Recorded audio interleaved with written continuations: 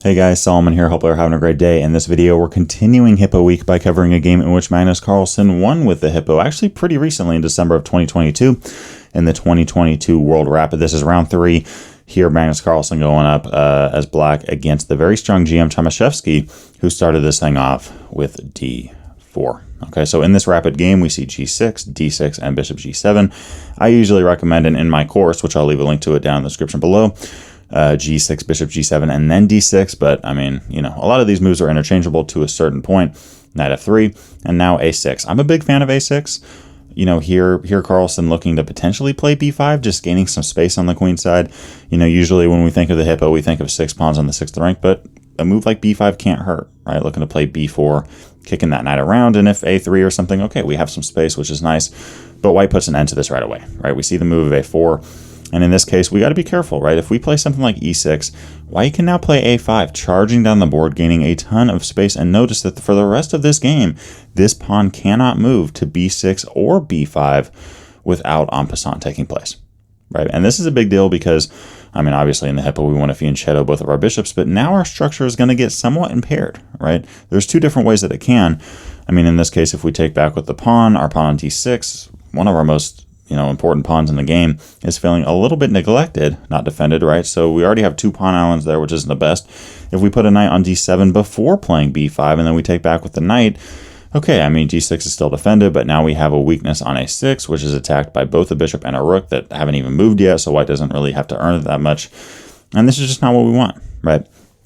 With the Hippo. So, you know, if you do play the Hippo and you see something like A4 here, you got to play B6. A4, you got to have both these pawns ready so that if A5, B5 can be played, and there's no en passant available, right? Because we only moved 1 square instead of 2.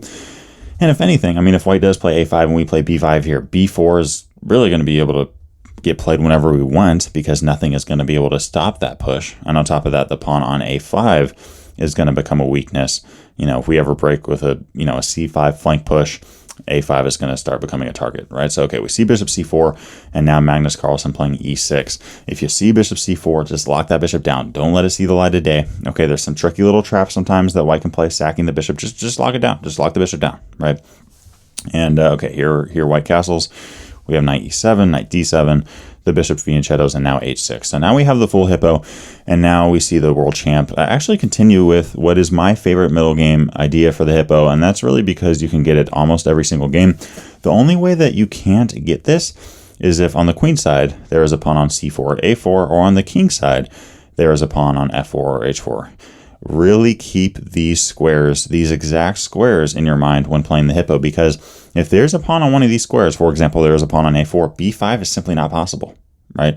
B5 and then tucking that knight on B6, trying to fight for those light squares, can't do it because, well, we're just going to lose a pawn, right? But on the king side, we can continue with G5 and then tuck our knight on G6, which is what happens here. Notice now that black's actually threatening to trap the knight on F3, and this is something that you can see in the Hippo all the time, right? So far, white's playing normal, black's playing a usual Hippo. Black's threatening G4, which traps this knight, right? This knight obviously can't take any of its own pieces, and even if it could, why would it? And the knight, I mean, if it goes to G5 or E5, we're just going to snatch it off with a pawn. And finally, if this knight comes to H4, a queen and a knight attack that square. So we're just going to win a piece, right? So obviously here we see Tomaszewski continue with H3, preventing this pawn from being played. And now Carlsen continues with castling kingside and tucking this king on H7, key square in the Hippo. And now we see knight F6, continuing to bring his knights towards the action on the king side.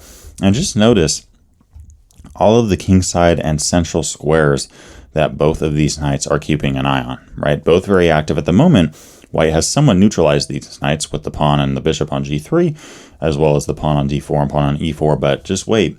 These knights at the right moment can spring into action. We have queen E2, and now the computer move is queen E7, which is usually what I would recommend here, right? Queen E7, play calm chess, and you're going to be fine, right? Looking at pawn pushes, like for example, if D5, we can lock it up, right? But here we have the move of queen D7, and here he is anticipating the move of E5, in which case he takes and then plays queen C6, and I've honestly never seen this in the Hippo. I've been studying it for a long time now. I mean, I've seen dozens, if not hundreds of Hippo games, and I've just never seen this before, right? I've never seen queen C6. I mean, yeah, just threatening a queen. But it is a cool idea that maybe you can use from time to time. Of course, it is very hard to pull off, but Magnus Carlsen can pull just about anything off on a chessboard. We have knight e3 stopping the checkmate threat, right? I mean, you could have took the knight, but I'll give you my knight. I'll give you my whole freaking, you know, my whole freaking crew if I get a checkmate. So, okay, we now see knight d7. Black here making a weakness out of that pawn on e5, and this is the kind of thing that can happen in a hippo a lot. Obviously, it's a different situation because we have a queen on c6, but you know, if white over pushes, they're the ones that are creating weaknesses for themselves, right? And our bishops are already active. Anytime you push a pawn, one of the bishops is going to become more active on that diagonal, and our knights are ready to spring into the action. In this case, though, white has this move of bishop b5, the computer move. The whole idea is that if we move our queen, we're just going to lose a piece, right? So we take that bishop off, but then again, after a takes b5, we have to move our queen, right? There's just no way around this, okay? We have to move our queen and really leave the defense of the knight. Now, we are down a pawn, but only for a moment because we went it right back on e5. We play bishop c8 here. We have a queen trade, and okay, here white decides to take on e5.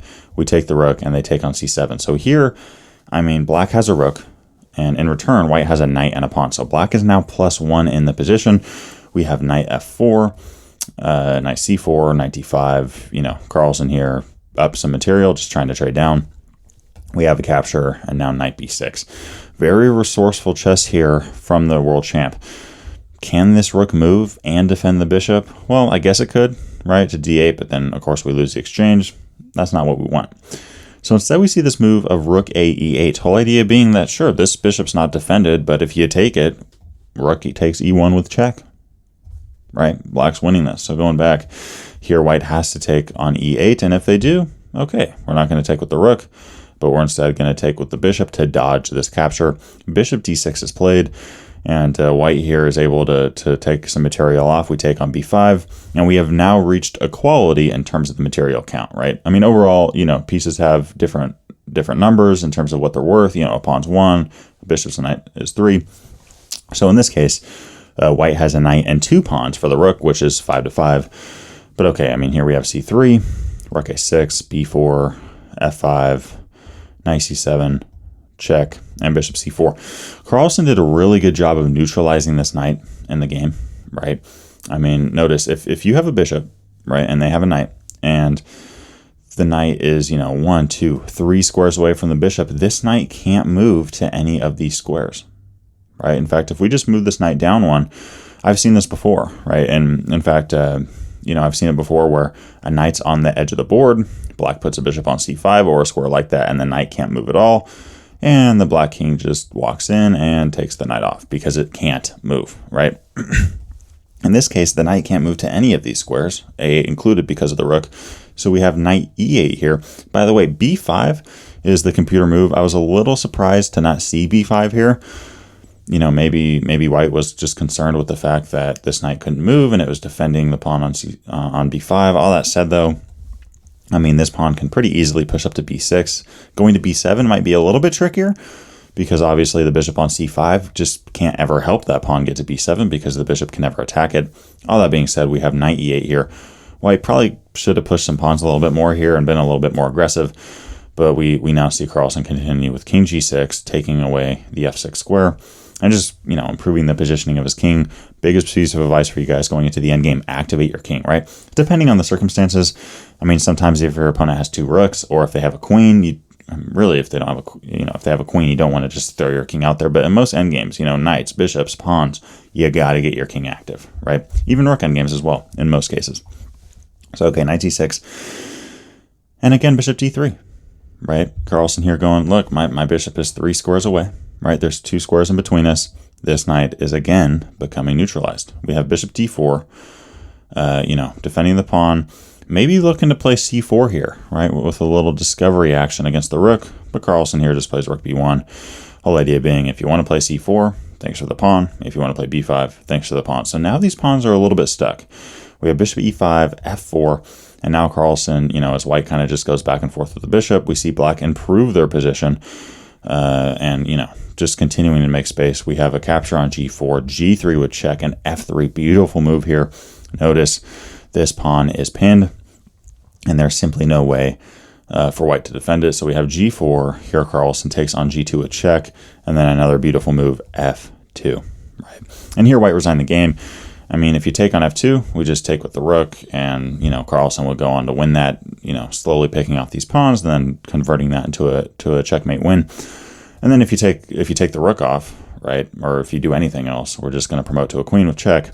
And again, black is crushing this. So nice game by Carlsen. Let me know what you thought of it in the comment section below. Keep it real, keep it chill. Peace.